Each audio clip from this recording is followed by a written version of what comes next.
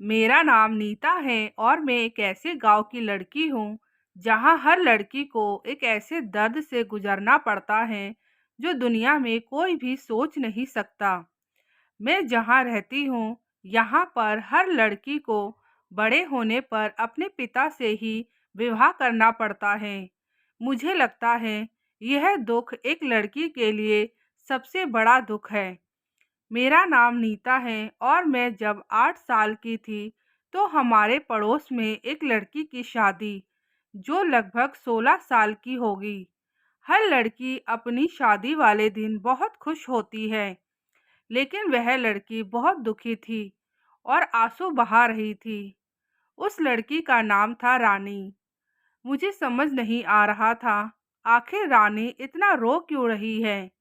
रानी इसलिए रो रही थी क्योंकि जिस इंसान को बचपन से पापा कहकर बुलाती थी, उस इंसान से उसकी शादी हो रही थी जो उसको बिल्कुल भी गवारा नहीं था। लेकिन अब मैं धीरे धीरे बड़ी होने लगी, पिछली बातों को भूलती गई। अब मेरी उम्र 15 साल की हो गई। मेरी मम्मी आए दिन कहती, नीता अब बड़ी हो गई है, इसकी भी शादी कर देते हैं। लेकिन मुझे तो अपने गांव का नियम पता था, इसलिए मैं इस गांव से भागकर कहीं और जाना चाहती थी, जिसके लिए मैंने पड़ोस के एक लड़के से दोस्ती कर ली, जिसका नाम था करण। करण हर काम में मेरी बहुत मदद किया करता था। मैंने सोचा था जब मम्मी मेरी शादी करवाएगी उससे पहले ही मैं घर छोड़कर करण के साथ भाग जाऊंगी, और करण को भी सब कुछ समझा दिया था। करण भी मेरे साथ भागने को तैयार था क्योंकि करण मुझसे प्यार करने लग गया था और कहीं ना कहीं मैं भी करण को पसंद करती थी। लेकिन भगवान को आगे जाकर कुछ और ही मंजूर था, जो इतना भयानक होगा और मुझे अंदर से हिलाकर रख देगा। धीरे धीरे समय बीतता गया। मेरी मम्मी मेरी शादी की तैयारी में लग गई और मेरे पापा भी बहुत खुश थे क्योंकि उनकी शादी जो होने वाली थी, मेरे पापा को इससे कोई फर्क नहीं पड़ता था कि मैं उनकी ही बेटी हूँ।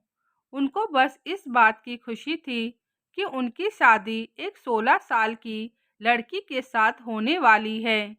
हमारे गांव में इस बात का कोई बुरा नहीं मानता था। सबको लगता था यह प्रथा एक बहुत अच्छी प्रथा है।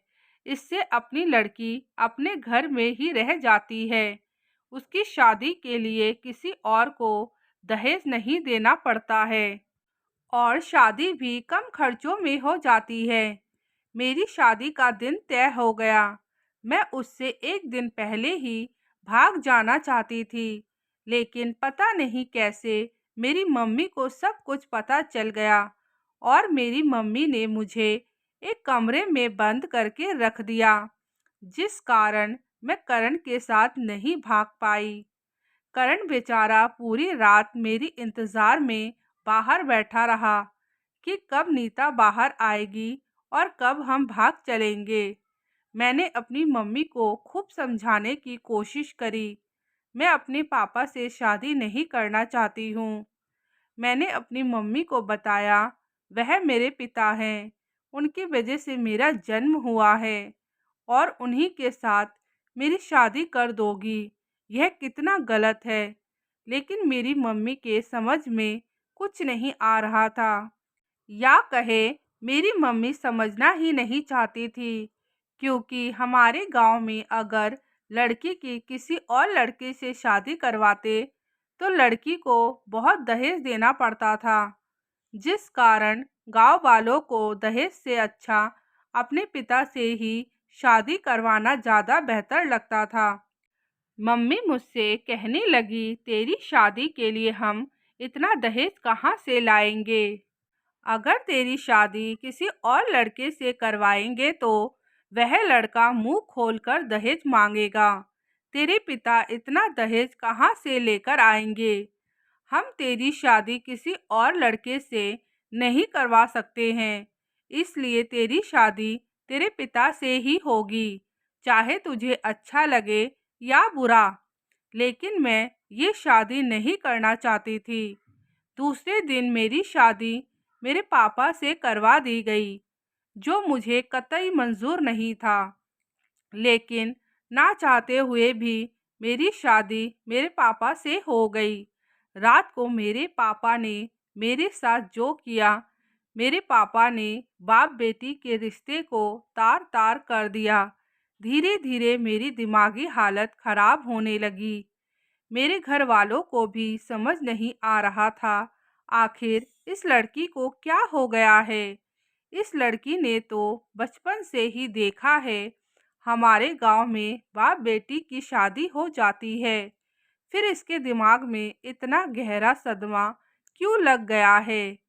एक दिन मेरी तबीयत बहुत ज़्यादा खराब हो गई, तो मेरी मम्मी मुझे डॉक्टर के पास लेकर गई। रास्ते में मुझे करण दिखाई दिया। करण ने मेरे हाथ में एक पर्चा थमा दिया और धीरे से कहने लगा, घर जाकर इस पर्चे को ज़रूर पढ़ना। उसके बाद हम माँ बेटी डॉक्टर के पास चले गए। डॉक्टर ने मुझे कुछ दवाइयाँ लिख कर दिया। हम दोनों वह दवाई लेकर घर आ गए। घर आते ही मैं अपने कमरे के अंदर चली गई और अपने कमरे के दरवाजे को बंद कर दिया। उसके बाद मैं उस पर्चे को खोल कर देखा। उसमें लिखा हुआ था, 2 दिन बाद मैं तुम्हारा रात के 12 बजे कुएं के पास इंतज़ार करूँगा। तुम छुपकर कुएं के पास आ जाना। तुम्हें कुछ लेकर आने की ज़रूरत नहीं है, मैं सारा इंतज़ाम कर लूँगा। बस तुम सबसे बचकर वहाँ पर पहुँच जाना, बाकी मैं आगे का काम सब संभाल लूँगा।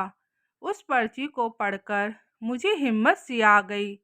मैंने सोचा, यह वाला चांस मुझे गंवाना नहीं है।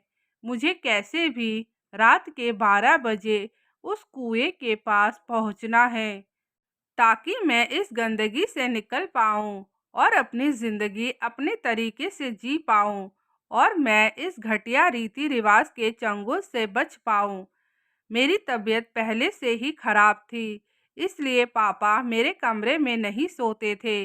कुछ दिनों से वह मम्मी के पास ही सोते थे और मुझे इसी का फ़ायदा उठाना था।